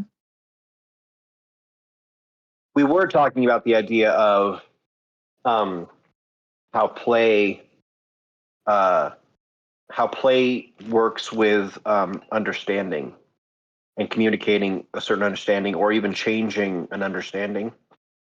And then we got into the topic of art and creating art for a purpose rather than creating art for yourself.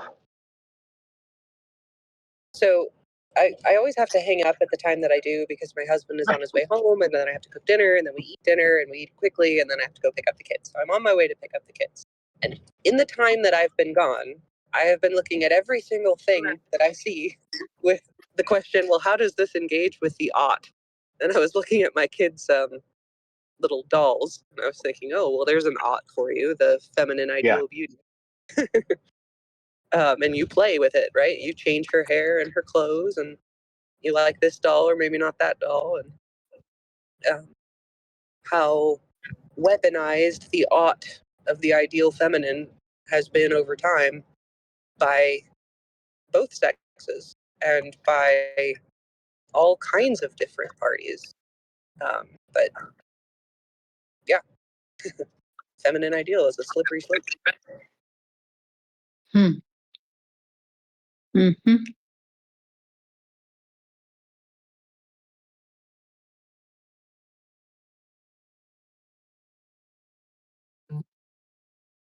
Since I came back and I still have you all here, can I ask what you thought of the sleeping king with the horn and the sword? Did you guys like that story? I immediately loved it. Yeah, What we did you talked guys about it think? when you were on. Yeah, we were talking about it a little bit, Anna. We're ready for your version, Anna. Oh, you're like, we're done talking about it. It's your turn. No, we're not done. We just want you to get us started. Well, horn versus sword, a calling versus something manipulated.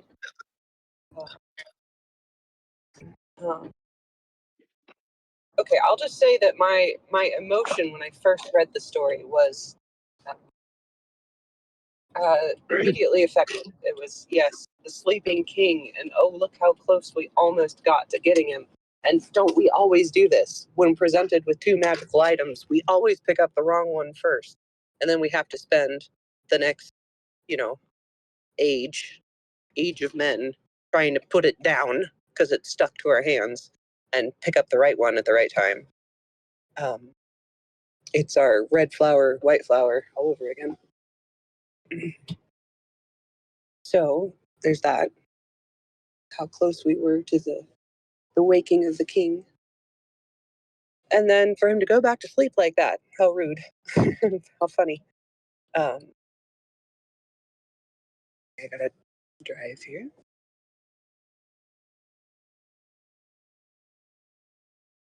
And then I was immediately thinking of Susan's horn in Prince Caspian. Do you guys know that story from the Chronicles of Narnia?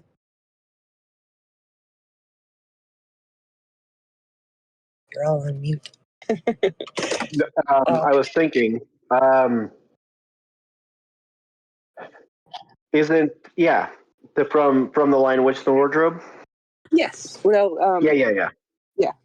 same series. I was trying to remember which book it was, but yeah. The idea is that these four kids, Peter, Edmund, Susan, and Lucy, came to Narnia. What for them was a year ago, but for Narnia was many hundreds of years ago. And when they come back, they are summoned as the kings and queen of the long past from Narnia's secret country, if you will, Narnia's ancient dream time.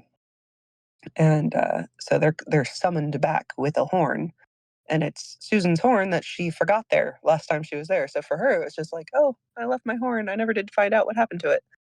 But for them, it becomes this item to call back the mythic past to the present.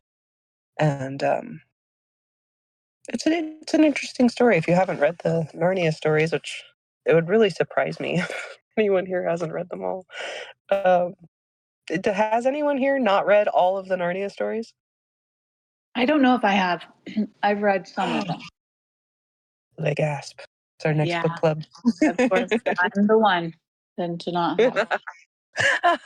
I wasn't pointing finger. I guess I was a little bit. I'm sorry. That was No. Uh, It's all right. It's all right. I know that person. well, in the story, Narnia, which when we first encounter it in The Lion, the Witch, and the Wardrobe, is clearly a magical place with talking animals and spirits of the trees and spirits of the water and mermaids and all kinds of fantastical things. Um, it's the Arthurian England, really, but a little less grown up, just playful and fun. And then when they come back in the Prince Caspian book, when it's hundreds of years later, um, the people in control have chased out all of the magical creatures, and it's just people, and they're living in a more dreary and modern society, and they are those who know about the talking animals and stuff are not allowed to talk about it, and those who most people just don't even know about it. It's considered the fantastical, mythic history that's not real at all, and so they invite, as the horn is blown and they call them back, they go to war and they reestablish a Prince Caspian on the throne as a Narnian king, and they bring the talking animals back, and it turns out they were in hiding the whole time, and the tree spirits are awakened, and it's wonderful. It's everything you want. The king returns. Um, so it's very relevant to what we're talking about with dream time, etc. And I had hoped we'd be able to talk a little bit about the nature of the dream time that people seem to be clamoring for in our present age. Um, what I was sort of catching a whiff of in our introduction was that it was from the posture of we would really like our cultural Christianity, but um, and it was in my questions that I posted. I put my own 2 cents at the bottom, and I think that by combining the idea of the second coming with Plato's philosopher king, um, they want an imaginary return of Jesus, which keeps him uh, comfortably malleable to whatever oughts we desire. And I wonder if that's rather like looking from the tree of the knowledge of good and evil is trying to shape the ought yourself. This is good and this is bad. And if Jesus is imaginary, then we can put in his mouth what we think he should say is good and what we think he should say is bad. Yeah. I hope they want to keep Jesus in a fantasy land, which is a mirroring image of like Mary somehow, or a mirror image of mystery. Like there's the word, there will be a second coming, and then that gets transfigured into a narrative, or woven into a story about a fantasy, which is primarily in the emotional, like fueled by emotional desire, like a desire that's picked up and moved out. Like there's not a mediating mystery or humility to that, or it's caught into a spell of some kind. And That is a good catch about humility, because the opposite is pride, right? That's that's our chronological or our chronic sin.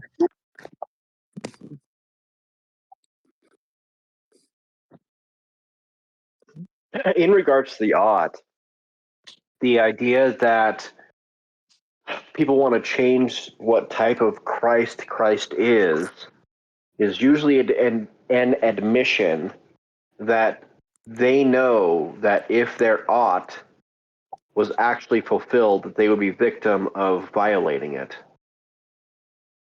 Mm-hmm. So if you think the ought is as well, people ought to have easy access to like building their own home, right, or owning their own land, if we're going to Americanize it. Mhm. But the minute you start realizing that, like, let's say you stole the land that you live on, in order for that ought to be true, you would have to give back the land that you stole, but then that would put you a victim of somebody like Christ. And so, a lot of people are afraid that their ought is going to bring on like punishment for themselves. And Being so ultimately they judged don't by want Christ to come back. right. It's being judged by your own judgment, which is something Yeah. he warns about. Whatever. So Yeah, but the ought is still true. They still have the same ought that other people have. They just violated it. But is there like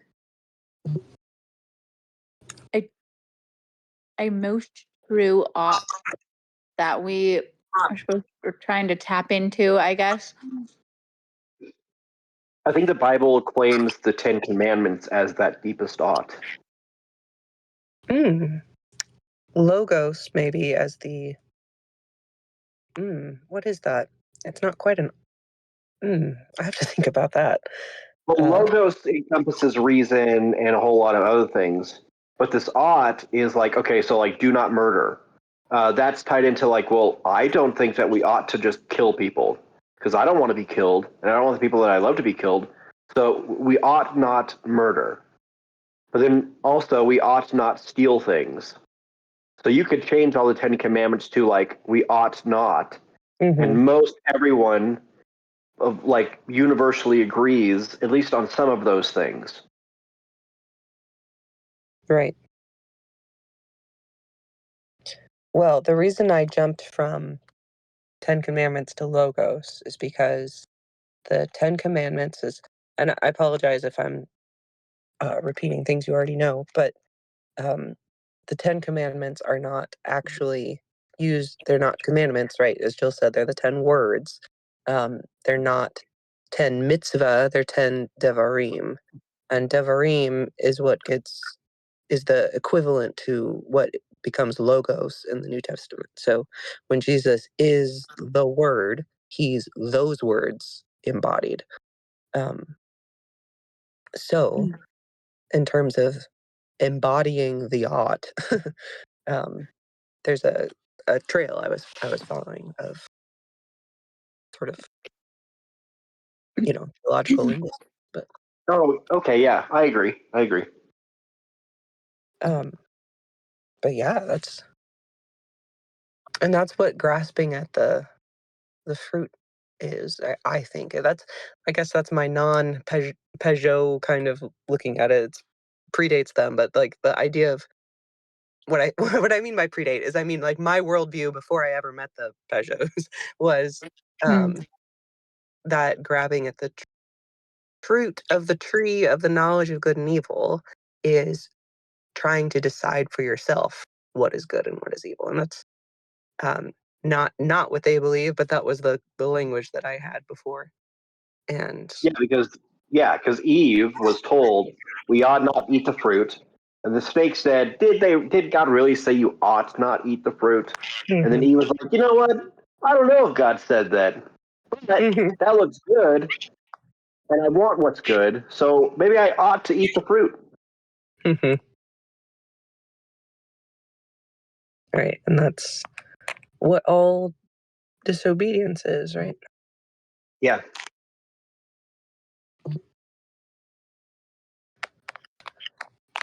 So I'm going to be thinking about oughts a lot, and I can't help but hear the shape of the fruit in the sound of the word ought. Which kind of schizophrenic, but hey, you guys get me, right? It's apple. Oh, It's an orb, right? You're grabbing for the control of the circle somehow. And the fact that it grows on a tree, because of the Pageaus, I now see trees as I now see the branching fractal as an inside out.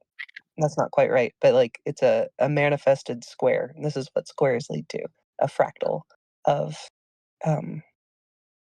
branching out trunk to tree to leaves, where the leaves mimic the shape of the tree. And so from that fractal at the edge of it is the fruit. So it's the circle is growing on the square, I guess. That's where I was going with that. Because the square is what is, right? When heaven and earth agree, that's an is. And then when they don't meet, when what should be is not what is, that's an ought, and that's a circle because it's in time. Because you have to wait for the time to be fulfilled before it can be. Yeah, that's actually really smart because nobody thinks, well, we ought to be able to breathe pudding. Like that's an absurd idea, right? The deepest oughts are tied to the square, the reality. Like trees ought not be just cut down unless it's like for a good reason, like building a home or maybe even fire. Like, but yeah.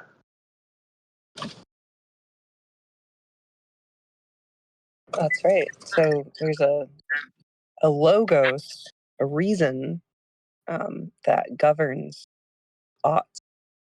It's like the ought is. Remember how we were talking about the dream time being in between the prayer mat and smoke hole? It's like that spinning, the cycling that we do, going through time, processing what is into what could or will be. And for some reason, that just made me think about I am who I am. I will be who I will be. The I am as persisting through that whole process, the prayer mat, the axis, and the smoke hole. Yeah, we've got a line to it, not it to us. Mm-hmm. Mm-hmm. Cool. I'm in my car and away from my notes, so if I'm sounding kind of scatterbrained, I apologize. I'm ad-libbing. You are just great.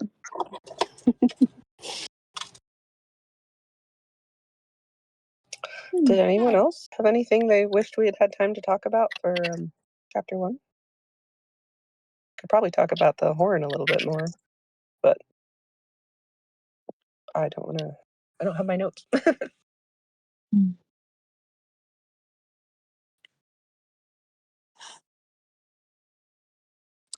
No, I think I'm good.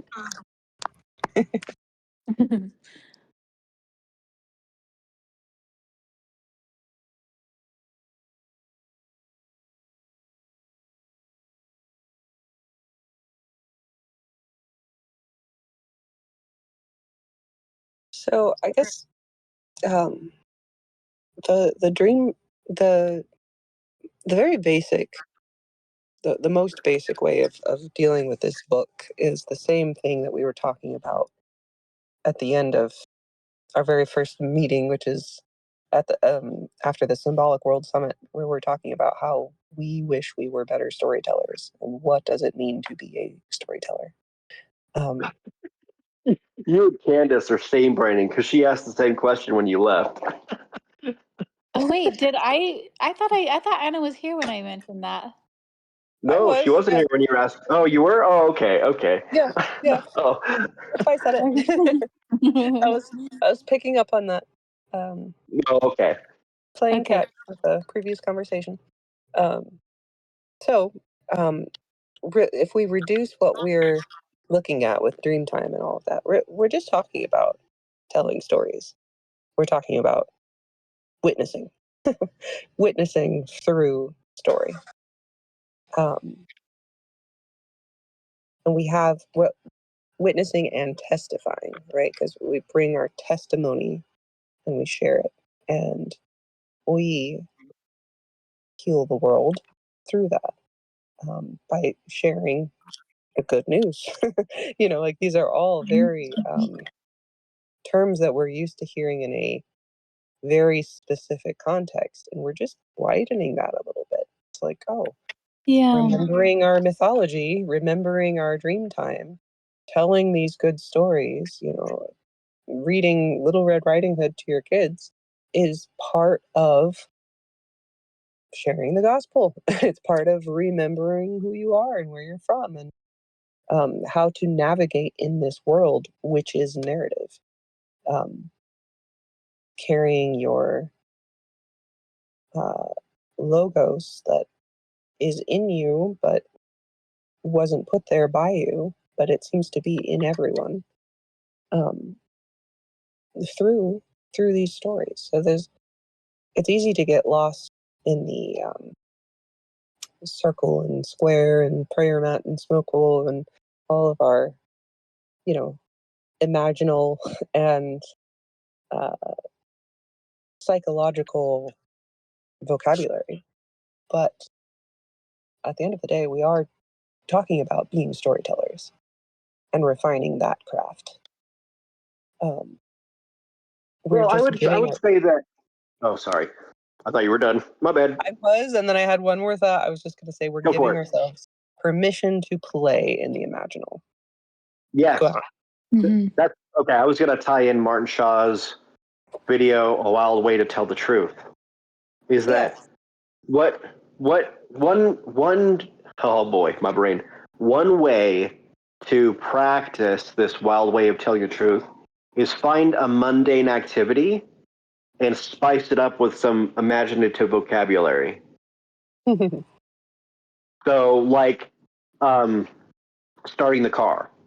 If you retold the story more mythologically, it would re-enchant the event.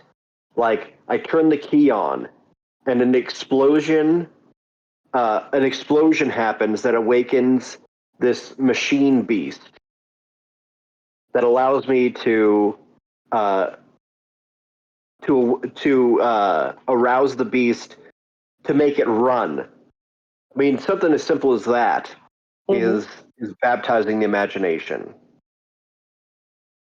My car operates on the flame of Prometheus. Sure. Stolen fire. Technology. Yeah, I love that idea. And I love how you brought it down to such a small thing, because I want to immediately make stories way too big. So bringing it into like one action that you do all of the time. Mm-hmm. Oh, Jill, I like that.